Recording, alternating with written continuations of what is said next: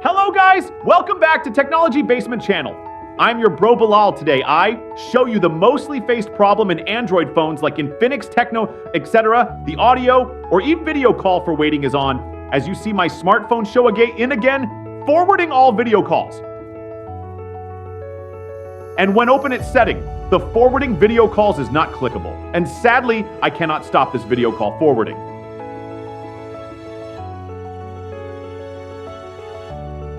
So my dear viewers, don't worry. I said, don't worry about that. Your brother is here. It's simple.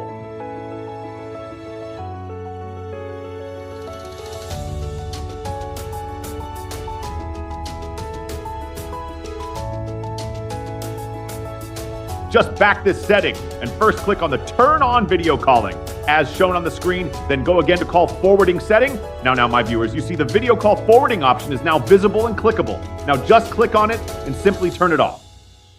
Hope you understand every step.